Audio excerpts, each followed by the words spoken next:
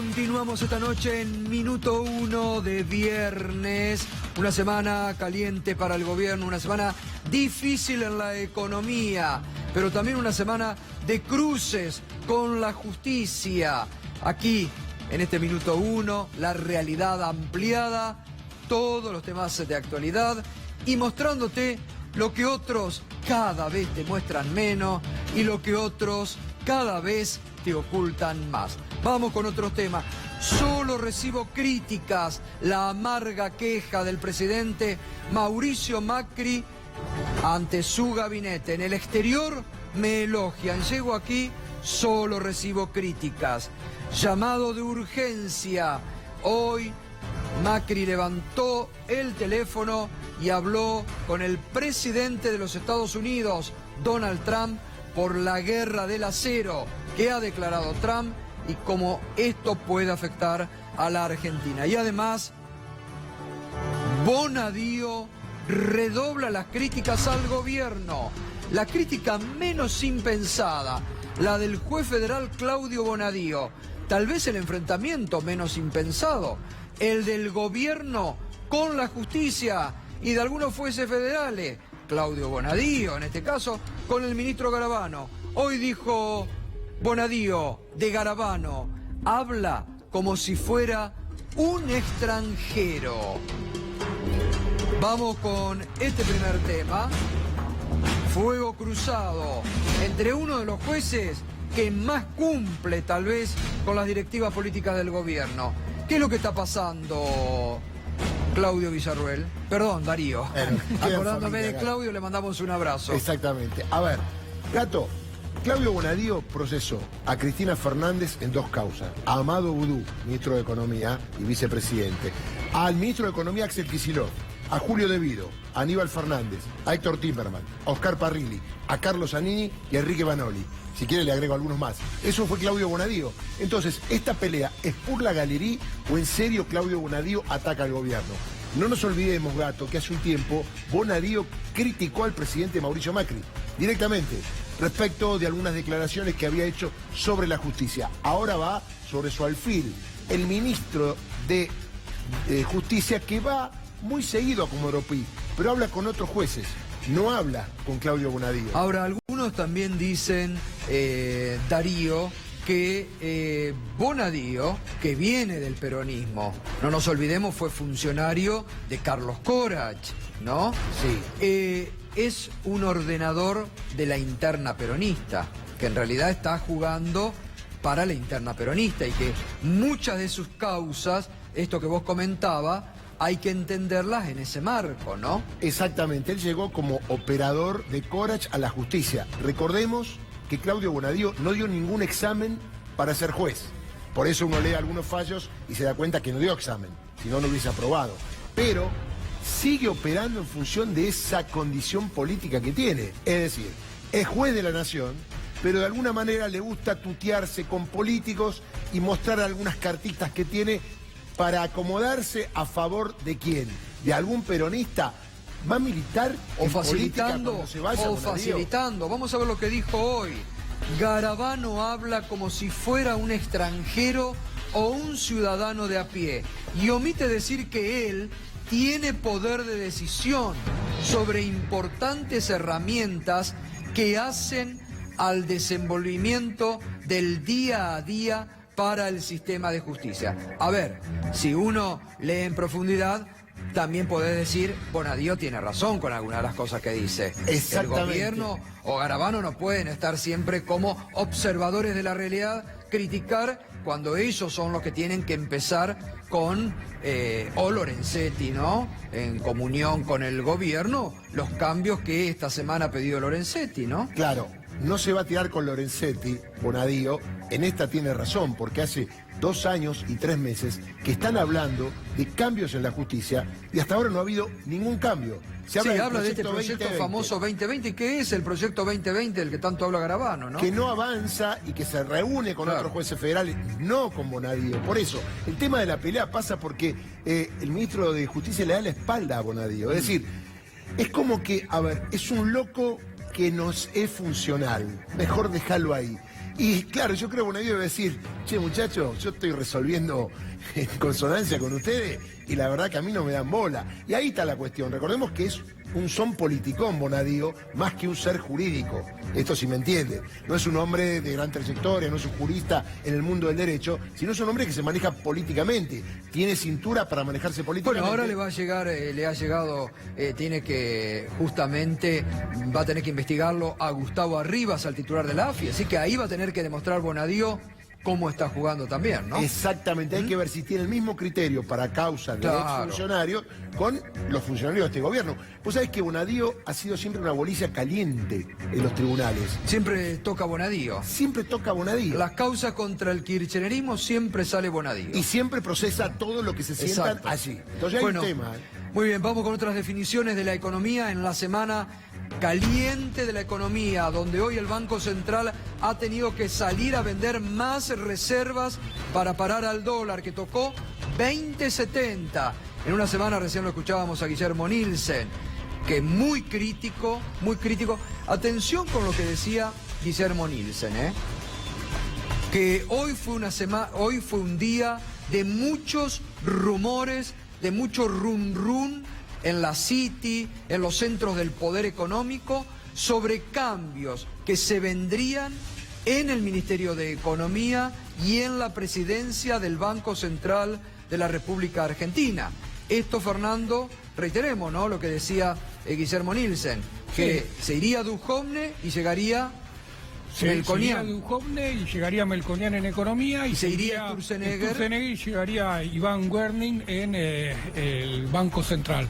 Dos cambios que Melconian, si uno sigue sus últimas declaraciones, cuando hablaba, y vos lo pasaste acá, Gato, de los ravioles y de los sacos, lo que estaba proponiendo era dejar de comer ravioles, no agrandar el saco. Y esto es, dejar de comer ravioles es un brutal ajuste del gasto público. Hay muchas formas de hacer ajuste del gasto público. Una es una mega devaluación, otra es terminar con los planes sociales, otra es profundizar el recorte de las jubilaciones, otra es no dar aumento salarial a los empleados, otra es parar la obra pública, algo que uno cree nunca va a suceder, por lo menos con un gobierno de la patria contratista como es Macri, ¿no? Así que es difícil que corten el gasto por la obra pública, es más probable que corten por los planes sociales, las jubilaciones o los salarios. Sí, bueno, lo que ha llamado la atención, lo que decía Guillermo Nielsen, apoyando este run que circuló, reiteramos hoy en la City, que lo decía Guillermo Nielsen, de cambios en el equipo económico, y él apoyando la posible llegada de Carlos Melconian, que en estas últimas semanas llamativamente se ha mostrado mucho, ¿no? Sí, y hablaba de la unificación del Ministerio de Economía. Claro. Cuando llegó Macri lo dividió, Hacienda, Finanzas, hizo una decisión que lo que apuntó fue a darle el poder del manejo de la economía al presidente del Banco Central. En este esquema, el presidente del Banco Central se supone que es el que maneja la economía de la Argentina. Claramente no dio ningún resultado, claramente lo decía Guillermo Nielsen, ¿no? Sí, Federico Sturzenegger cree que está gobernando en Suecia. Lo llamativo, ahora después vamos a hablar con Marcelo Ramal, que como yo siempre digo, más allá de su faz política, es profesor de economía y sabe mucho de economía, pero lo llamativo, sobre todo en esta semana, se ha visto que las críticas al gobierno en materia económica le llueven desde la izquierda, desde la derecha, desde el centro, de todos los sectores, incluso hasta de economistas del propio palo. A ver, Martín Redrado estuvo anoche en el programa de Julián Guarino aquí en C5N. Fíjese lo que decía. Bueno, lamentablemente los temas se repiten, ¿no? Inflación, devaluación, tratar de encontrar las medidas de política económica que puedan resolver este problema, que es un problema que el mundo ya no tiene. Hoy, si uno mira a los países vecinos en la región, todos tienen inflación muy baja, son temas que ya se han resuelto. Y bueno, creo que hoy Argentina tiene una oportunidad para resolverlo, esperemos que no sea una más y sea una nueva frustración. El Banco Central no está viendo la realidad de este momento económico, no se puede saltar antes de caminar. Argentina es una economía que está en transición hacia un sendero de equilibrio y entonces hoy el Banco Central tiene una política confusa, a cambiar cambiado su meta de inflación, como lo sabemos el día 28 de diciembre, interviene pero no quiere, dice que va a intervenir en disrupciones, pero no sabemos muy bien si esto lo considera una disrupción o no. Es decir, tiene una política muy espasmódica que no interviene con convicción. ¿Se equivoca el gobierno dejando que el dólar termine escalando de esta forma? Bueno, sin duda hoy está repercutiendo en precios. Cuando vos mirás los precios de los productos que exporta la Argentina, trigo, maíz, soja, muchos de ellos son insumos de las cosas que comemos todos los días, de las harinas, de los fideos. Esos precios están fijados a nivel dólar, y por lo tanto sube el precio del dólar, sube el precio del trigo, del maíz internacional, tiene que subir el precio de los fideos. Bueno, eso es lo que opinaba Martín Redrado. José Luis Esper, muy crítico, muy ácidamente crítico del actual gobierno de la política económica, también en las últimas horas reiteró, redobló las críticas hacia la política económica. ¿Estamos mal pero vamos bien? No, estamos bien y vamos mal. ¿Estamos bien y vamos mal? Sí. Ahora, el mal puede afrontar muchos años, ¿eh? Puede ser que estemos muchos años bien, pero con un rumbo equivocado, o sea, mal. Este no es el camino, del déficit, el endeudamiento, el atraso cambiario, la economía cerrada. Yo no entiendo cómo no conectamos lo que nos pasa con lo que hacemos. Es raro encontrar una sociedad que no conecte lo que le pasa con lo que hace, y esa es Argentina. Bueno, muy bien. Enseguidita vamos a estar con Leandro Santoro, que también hoy va a opinar de materia económica. Se ha venido ahí con un Rasti, que ya lo está armando sobre qué es lo que vas a mostrar esta noche, Leandro.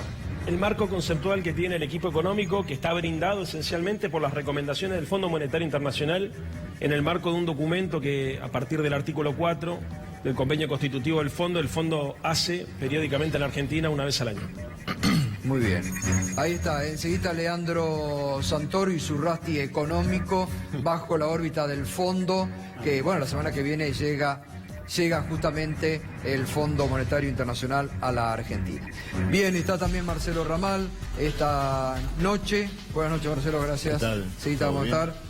Y están nuestros dos colegas, Julián Maradeo e Ignacio Damiani, que como les mostraba antes, están presentando este libro que realmente, les anticipo, ya está siendo materia de atención en alguna fiscalía y en tribunales.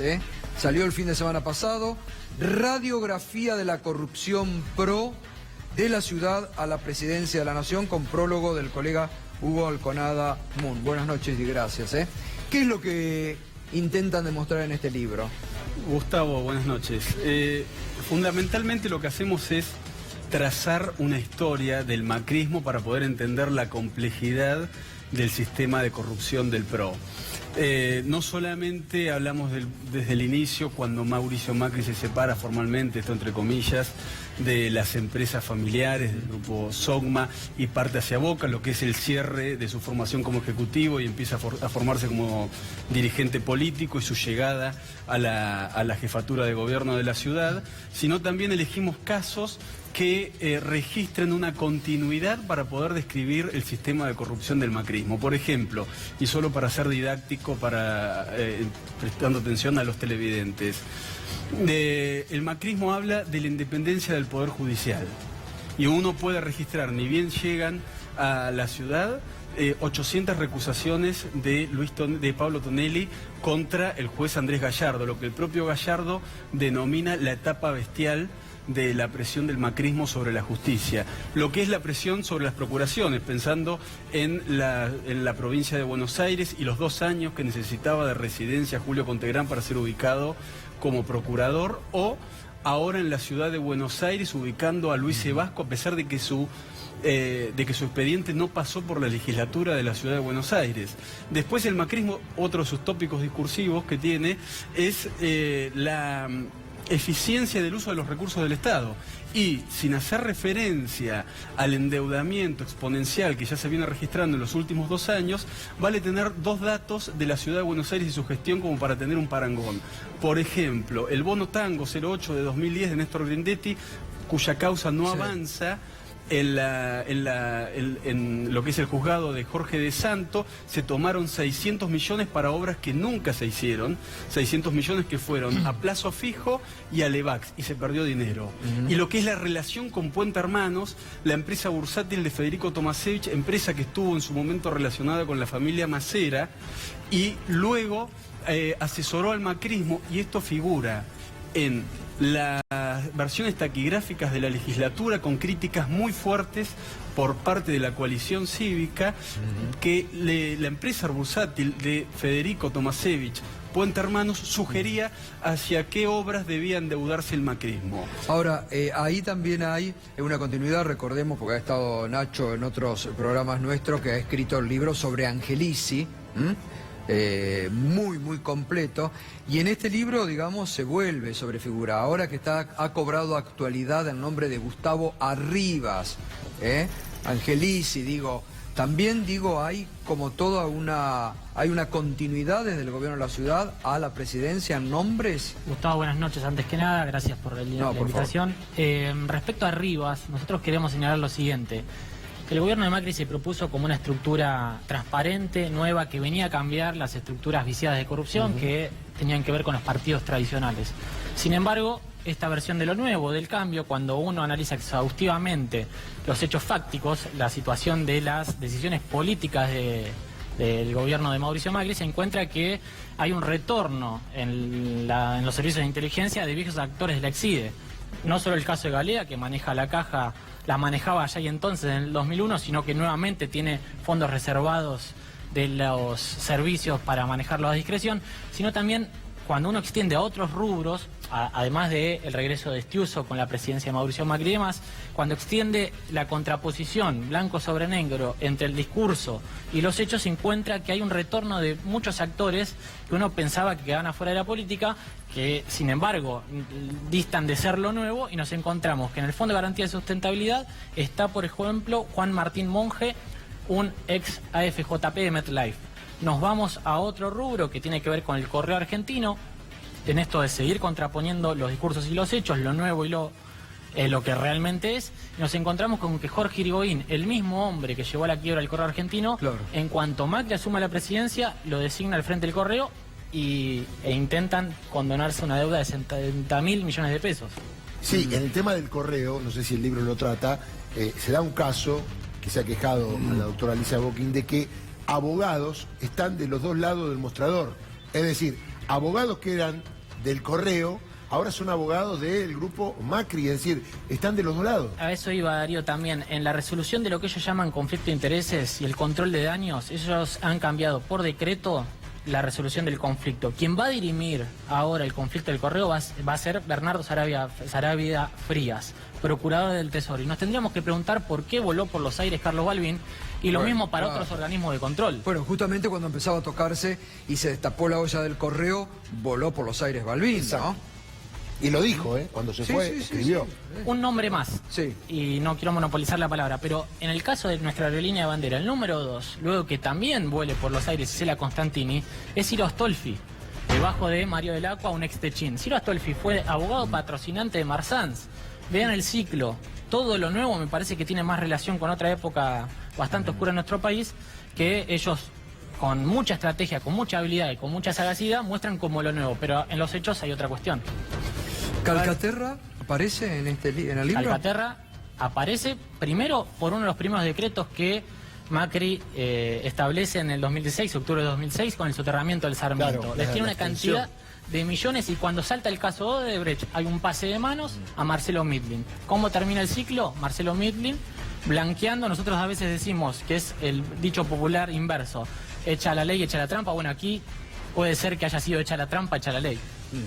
¿Qué quería decir? Para retornar a lo que había sido el comienzo de tu referencia al libro. Es verdad, la semana que viene va a ser incorporado el libro a la causa Narcoarroz, en la cual nosotros aportamos... ¿Qué es la causa Narcoarroz? La causa Narcoarroz es la que tiene en el centro de los urabeños, es un desprendimiento de un cártel colombiano, Valle del Norte. En 2015 se hizo una serie de allanamientos, cayeron 2 integrantes de la cúpula, los hermanos Triana Peña, y falta quien está prófugo, Llorelmi Duarte Díaz, los 3 colombianos. El que organizó la trama de empresas para el blanqueo del dinero del narcotráfico es el argentino Guillermo Heisinger, hoy en prisión, integrante del gabinete de Vladimiro Korach. No casualmente, uno de los que inicialmente se interesó en su destino era Claudio Bonadío, porque compartieron gabinete. Ahora bien, la semana que viene se va a incorporar a esa causa una documentación que aportamos en los anexos del libro, vinculada al intendente de Vicente López, Jorge Macri, ya que figura, y si lo puede tomar la cámara, boletas en original, duplicado y un comodato de pagos del intendente de la intendencia de Vicente López a la empresa ITC, que es una de las que componen la estructura de blanqueo del dinero del narcotráfico. Bien, y eso va a ser incorporado a la justicia. Va a ser incorporado a la justicia a pedido del fiscal Federico Delgado. Las causas las lleva el juez Sergio Torres. Asentía Marcelo Ramal, porque mucho de esto en la legislatura que comentaban, o mucho de Claro, esto... sí, hay un episodio muy grave, que es el de la toma de deuda de los bonos tango del año 2012, donde Grindetti, entonces secretario de Hacienda, toma deuda al 12,5% anual en dólares. ¿Sabés quién dijo en ese momento que esto era un escándalo? Ricardo López Murphy, que no vas a decir que es del Partido Obrero. No, totalmente. Ahora, pasa esto, y el año pasado, cuando estalla el escándalo de los Panama Papers, se descubre la cuenta de Grindetti vinculada ¿a qué banco? Al Credit Suisse, el banco que tramitó los bonos tango del año 2012. Y esa apertura de la cuenta del Credit Suisse se produjo apenas días después que se emitieron los bonos tango. Ustedes lo deben conocer Marcelo, muy bien. Credit Suisse era controlante de Claridén y ahí figuraba Grindetti como parte de la dirigencia de Claridén. Yo pedí en ese momento, naturalmente con el voto contrario del PLO, que Grindetti viniera a la legislatura a dar explicaciones. Bueno, ahora continuamos, ¿eh? Bueno, Leandro, buenas noches. El Rasti, hacía tanto que no veía, desde que era chico no veía el Rasti. Santoro está muy creativo últimamente. Pero ¿sabes por qué estoy creativo? Porque uno va notando con el correr del tiempo que naturalizamos algunas cosas, algunas cuestiones. Y este es un gobierno, viste, que para poder aplicar un modelo económico tan de ajuste, tan regresivo, empieza a trabajar sobre el sentido común y pretende que naturalicemos algunas cosas que no son naturales. Y lo cierto es que buena parte, digamos, de la letra que sirve para construir ese discurso se la provee el Fondo Monetario Internacional. Con lo cual yo estoy seguro que la soberanía popular lamentablemente no juega mucho papel en este equipo de gobierno, sino más bien las decisiones que toman determinados organismos financieros internacionales, como el caso del fondo. Así que cuando quiera... Dale, larga. De pie. Me voy a parar. El Fondo Monetario, a partir del artículo 4 de su convenio constitutivo, le pide a la Argentina que se deje ser auditada por el fondo. Entonces una vez al año vienen y esos tipos después elaboran un documento con recomendaciones. El primer diagnóstico que tienen para la Argentina, como tienen para toda América Latina, es que el problema económico fundamental es el populismo. Ellos hablan del populismo, ¿no? Porque en realidad es un exceso, porque no se animan a meterse con lo popular. Ellos le llaman populismo a los gobiernos que esencialmente provocan, según ellos, un exceso de gasto público y de consumo. Ellos dicen, el problema que tiene el populismo es que le deja a la gente vivir por encima de sus posibilidades. La gente consume mucho, que es lo que nos dijo en su momento el señor Rosendo Fraga, y al mismo tiempo el Estado gasta mucho. ¿Por qué? Porque pretende redistribuir la riqueza. Y esto es un problema. Esencialmente dice, vamos a ponerlo, porque genera déficit e inflación, ¿no? Entonces, según ellos, la inflación la genera el consumo popular y el déficit lo genera el gasto público. Nunca hablan de la necesidad, por ejemplo, de replantear una reforma impositiva que permita justamente aumentar los ingresos del Estado. Ahora están con algunos de esos problemas actualmente. Bueno, sin duda. ¿Ellos qué hacen? Nos exigen cosas, porque este diagnóstico es fundamental entenderlo. Para ellos el problema es un exceso de gasto público y un exceso de consumo privado, que genera inflación y déficit. Entonces, ¿qué es lo que nos exigen ellos? Esencialmente, por acá, reducir salarios, subsidios y seguridad social. Este es el punto más importante a entender. O sea, para ellos la forma de equilibrar el presupuesto es reducir salarios, es reducir subsidios y reducir seguridad social. Por eso, la directora gerente del Fondo Monetario dice que si quieren controlar la inflación los argentinos, lo que tienen que hacer es moderar la pauta salarial y piden paritarias a la baja. Y por eso, obviamente, también el tarifazo que conocemos y el ajuste sobre los subsidios. Muy bien. ¿Cuál es el problema? ¿Esto qué genera? Una sociedad desigual. Si vos reducís salarios, reducís subsidios y reducís gasto en la seguridad social, tenés una sociedad desigual. Y esa sociedad desigual se produce esencialmente porque el Fondo Monetario tiene estas intenciones. Primero, aumentar la rentabilidad privada. Y segundo, generar un excedente para el pago de la deuda externa. Ahora, la rentabilidad privada, nosotros no estamos en contra que los empresarios ganen dinero, que las pymes ganen dinero. Lo que estamos en contra es que ganen dinero a partir de la reducción de los salarios y que le exijan al Estado, por ejemplo, que les cobren menos impuestos. Cuando vos escuchás que ellos, por ejemplo, presionan porque dicen en realidad la carga impositiva es muy alta, sí, lo que están buscando en realidad es pagar menos impuestos y para eso le exigen al gobierno que haga, por ejemplo, las políticas públicas que hemos visto que se aplicaron. Primero, la quita de retenciones e impuesto a la riqueza. Segundo lugar, los despidos en el Estado. Los despidos en el Estado son parte también de la exigencia del Fondo Monetario Internacional. En tercer lugar, como ellos pretenden reducir subsidios, porque lo que buscan en realidad es que le cobren menos impuestos, se provoca el tarifazo. La toma de deuda externa, las paritarias a la baja y la reforma previsional, que es la frutilla del postre. Cada una de estas políticas, en realidad, tienen que ver con la teoría del fondo que hay que generar un excedente económico para poder pagar los intereses de la deuda externa.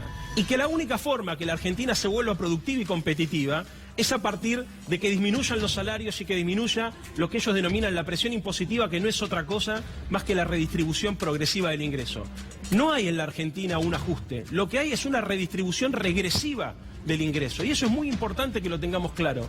Y el marco conceptual de los compañeros que se ocupan de crear, compañeros entre comillas, que se ocupan de crear sentido, se los provee el Fondo Monetario Internacional. O sea, la soberanía reside en los centros de poder mundial. La Argentina lo que hace es aplica directamente las recomendaciones del fondo. Quien no me crea puede meterse en mi página de Facebook, Leandro Santoro, la pueden buscar, y está el documento que escribió el Fondo Monetario Internacional donde hace las recomendaciones. Ahora viene la Claro, pero a ver, lo loco de todo esto, que cuando reformaron el sistema previsional, lo hacen porque se los exige el Fondo Monetario por escrito, gato.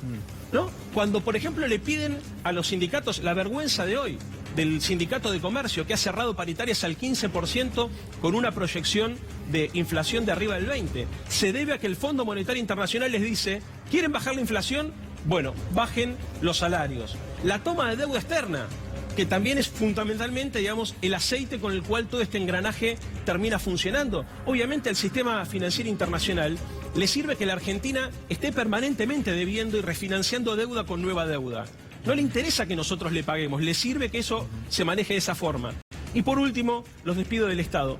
A mí me interesa decirle una última cosa a la gente.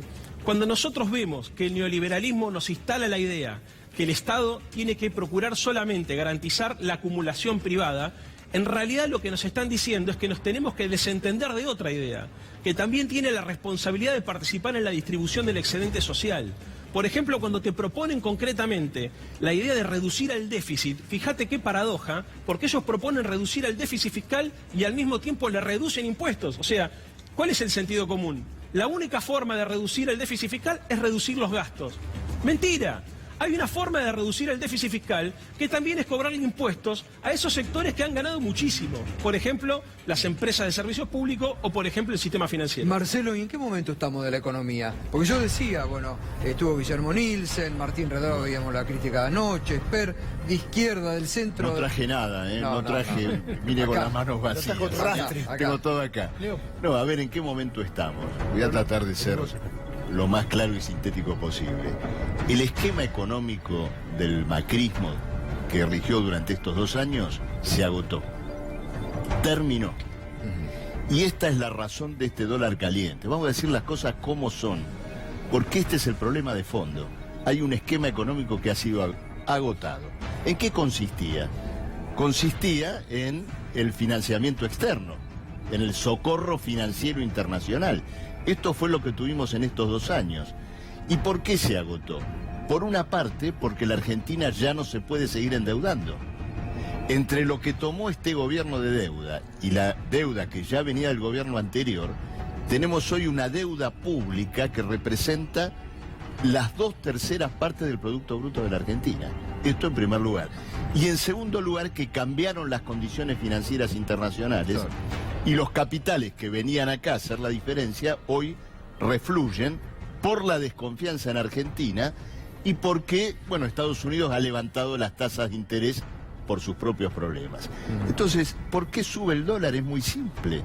Los mismos especuladores que se hicieron el agosto con las LEVACs, con colocaciones en pesos, hoy se van al dólar.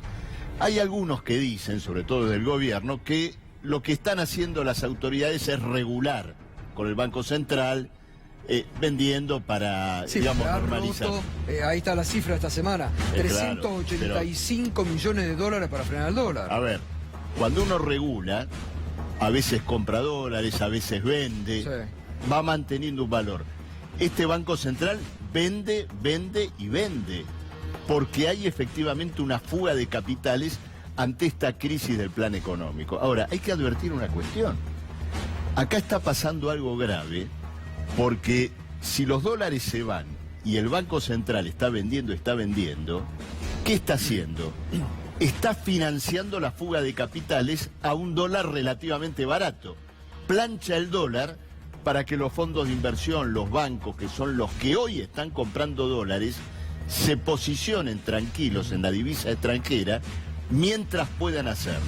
¿Y cuál es la salida de este agotamiento del plan económico? La que están preparando ellos, la que está preparando el gobierno y que probablemente venga a monitorear el FMI la semana que viene. Acá se habló de devaluación y ajuste. Sí. Probablemente las dos cosas.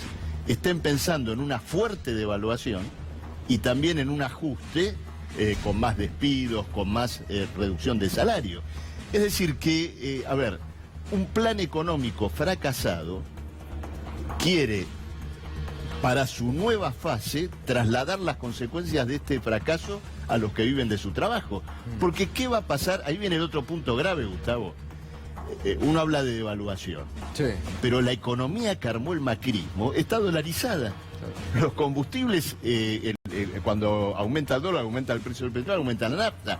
El gas está dolarizado, entonces una mayor devaluación va a llevar el tema inflacionario a niveles todavía más graves y va a acentuar la caída del salario si los trabajadores y sus sindicatos no se ponen de pie para impedir una quita del salario. Marcelo, lo que estás diciendo de la fuga de divisas, está claro que son los fondos de inversión los que se están yendo ahora. Totalmente. Todos los que entraron en LEVAC hicieron la diferencia con LEVAC, ahora se vuelven al dólar y se van.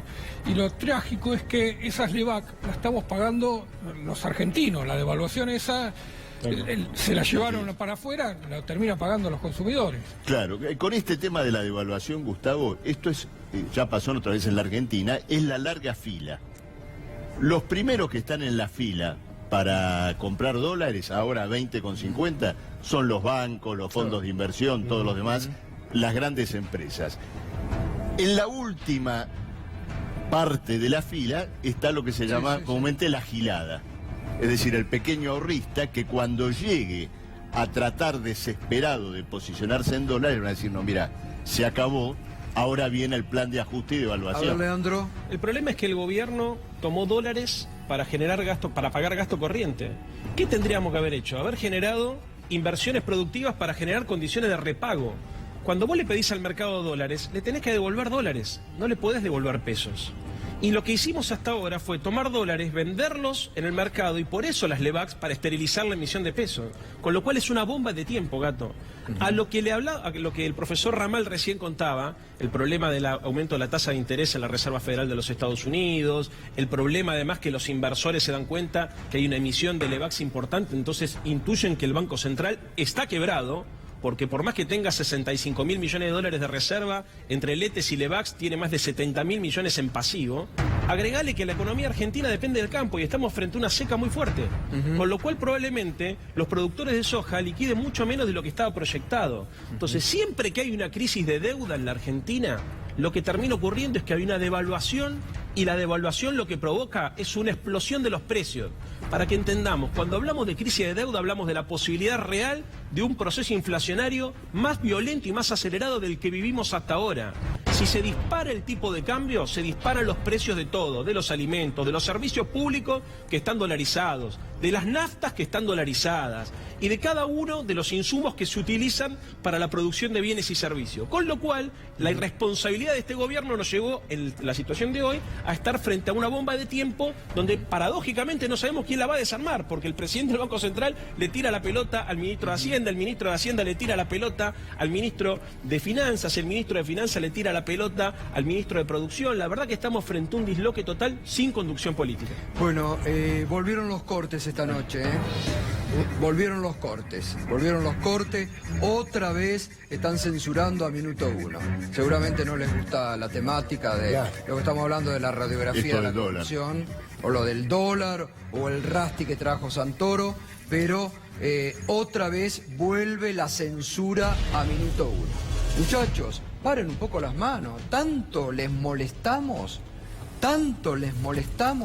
para que durante toda esta semana nos estén produciendo este apagón informativo a Minuto 1. Aquí hasta nuestra compañera de trabajo, Daniela Ballester, nos está avisando que estaba viendo y de pronto sacaron del aire, directamente nos sacaron del aire. Ingeniero Mashwitz, Pilar, también en Santa Fe, varias zonas, en el oeste de la provincia de Buenos Aires. Parece que se van turnando, ¿no? Parece que se van turnando para ir censurándonos por zona. Ya se han hecho presentaciones, hicieron esta semana presentaciones, denuncias, tenemos una promesa del ENACOM que iban a investigar, pero reitero, nos siguen censurando. Todas las noches pasa lo mismo. Paren la mano. ¿Qué nos quieren? ¿Sacar del aire? ¿Eso es lo que están buscando? ¿Acallar el único lugar donde se habla de la realidad? ¿Tanto les está molestando? ¿Tanto les molesta? ¿Les duelen los temas que hablamos aquí en este programa? ¿Para que sigan censurando a Minuto 1? ¿Nos quieren sacar del aire? Aparte estamos en un momento, justamente, lo vuelvo a reiterar, hoy lo comentaba también en Radio 10 Babi Echecopar, de mucha incertidumbre. Estamos en un momento de mucha incertidumbre con esta empresa porque no se sabe lo que el gobierno ahora, pues ya directamente los últimos trascendidos es que el gobierno parece que quiere sacar bandera de remate sobre estos medios y dárselo también a algunos empresarios amigos. ¿Y qué están buscando? ¿Qué vienen? ¿Nos vienen a censurarnos? ¿Vienen a sacarnos? ¿Y están haciendo la previa ahora todas las noches? Además, llamativamente, en algunas zonas no se corta. Siempre son los mismos lugares. Entonces, la verdad, muchachos, paren la mano un poco, déjennos laburar, respeten la libertad de expresión, que se comprometieron el 10 de diciembre del 2015 a que se terminaba la pelea con los periodistas y que íbamos a poder laburar tranquilo. Cumplan con lo que comprometieron. Ahí estamos mostrando, para que vean. Ahí estamos mostrando. Y el comparativo, con otras pantallas, cómo se ven las otras pantallas y cómo apagaron C5N. Ahí está el comparativo, ahí está. Miren, es una vergüenza lo que hacen. El apagón informativo que están produciendo. Miren, así se ve en estos momentos. Y estamos recibiendo, vos Fernando también recibiste, ¿no? Estamos recibiendo ya en el celular el aviso de gente que está viendo cortada. Primero le cortaban por minutos y ahora corte total de la transmisión. Ahora, ¿cómo se baja la palanca y quién la baja? Esa es la historia, ¿no? Bueno, por eso yo decía hasta el martes hubo una decisión, el martes bajaron la palanca 20 y 50 y la levantaron 21 y 50. Así que fue intencional absolutamente. Ahora siguen llegando los mensajes. Ahí es cortarlo por regiones. Cada vez te cortan una región distinta, te van cambiando. Lo que se busca claramente es que la persona que está viendo un canal deje de verlo y cambie de señal. Por suerte los televidentes en Capitán Bermúdez en Santa Fe. Aquí dice Paola Jessica, otra vez Telered corta la transmisión. ¿Qué cosa? Dice Laura Secas. Justo se corta la señal en zona oeste cuando se presenta el libro de la corrupción pro. A mí también se cortó la transmisión en José C. Paz. Mi cable operador es Telered. Cortaron en Malvinas Argentinas. Y está ahí, están mandando la misma que veíamos recién. La pantalla totalmente congelada. Gato, ni bien empezó el programa Telered, José C. Paz cortó la señal. En Pinamar totalmente cortado. Ahí tenemos más.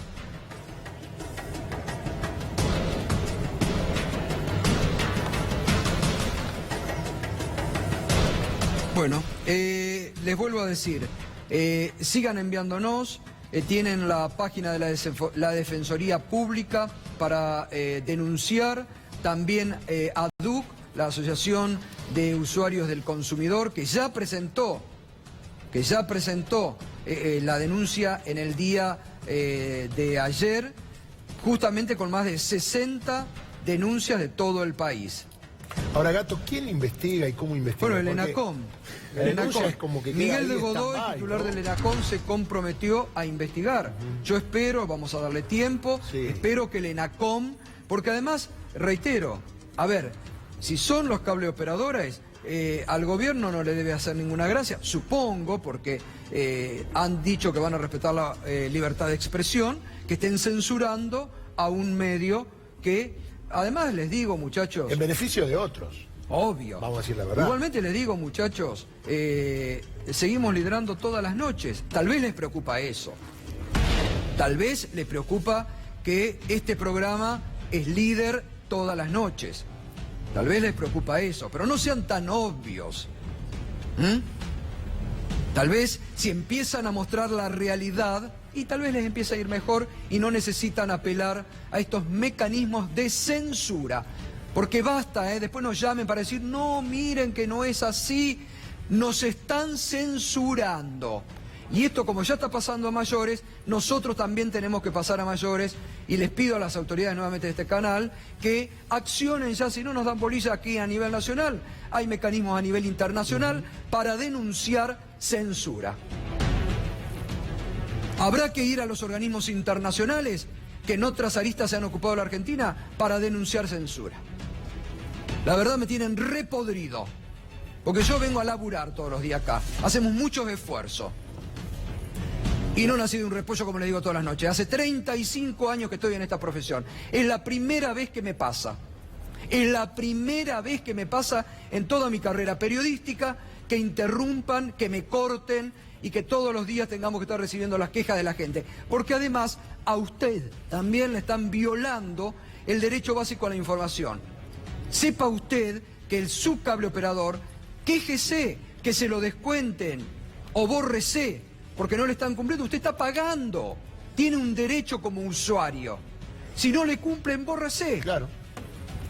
Es Además, fácil. Gato, el libro de la corrupción del PRO se va a vender. Lo que acaba de decir el Fondo Monetario Internacional que va a ser, o Santoro que va a ser, lo va a hacer igual, y lo que dice Ramal lo dice en otro lado. Es decir, hay muy pocos lugares donde se puede mostrar No esto. sé si lo pueden decir en todos lados. Claro, ese es el problema. Claro. Acá me dice Mar de Plata también. Necochea, informa. Bueno, ¿qué es lo que más? Esta semana se actualizó el tema Iron Mountain, ¿no? Que provocó 10 muertes inocentes, que fue un incendio intencional para cubrir a algunas empresas. También ahí estaban papeles guardados de Socma, la empresa de la familia Macri. ¿Cuántos procesados hubo, Darío? 17, ¿no? 17, sí.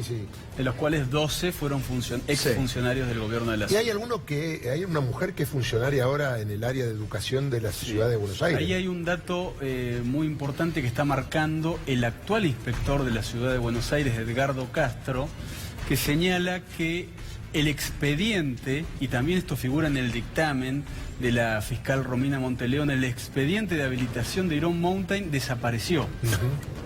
¿Por qué es importante esto? Porque Edgardo Castro está señalando que en 2008 él realizó una inspección pidiendo la clausura y no fue tomado en cuenta. Eso es el comienzo de una denuncia que hizo en 2010 don Marcelo Parrilli por la desaparición de alrededor de 8.000 y 9.000 actas de infracción de los distintos lugares que los inspectores recorren en la ciudad de Buenos Aires. Esto es clave para poder empezar a entender por qué es que lo que ocurre en 2014 va pergeñándose a lo largo de años. Aparte, y eso también está en el dictamen de la fiscal Romina Monteleón y que toma en cuenta el juez, hay una serie de infracciones a lo largo del tiempo, como por ejemplo que no había plan de evacuación ante incendios o no había un plan antisiniestros. Y en esto es importante lo que señalan las familias, que ubican en el centro a alguien que no fue en ningún momento tomado en cuenta, ni por el juez ni por la fiscal, como es Juan José Gómez Centurión. Hoy vice del Banco Nación, estuvo a cargo de la Agencia de Control Gubernamental, fue denunciado por Carrió, se corrió hacia un lado, en su lugar lo ocupó Pedro Chapar, que hoy sí está imputado en la causa. Está procesado, sí. Está procesado. Pero además el rol de Gómez Centurión, nosotros cuando hablábamos del libro al principio, nosotros tratábamos de subrayar la importancia de historizar para comprender el sistema de corrupción del macrismo. La importancia de historizar, en el caso de Gómez Centurión es un caso, porque uno analiza la trayectoria que tiene, y son de estos dirigentes que Macri no solo no los corre, sino que los premia y los ubica. Salió de la Agencia de Control Gubernamental, lo ubicó en la aduana y ahora es vice del Banco Nación. Hacemos una pausa y ya volvemos.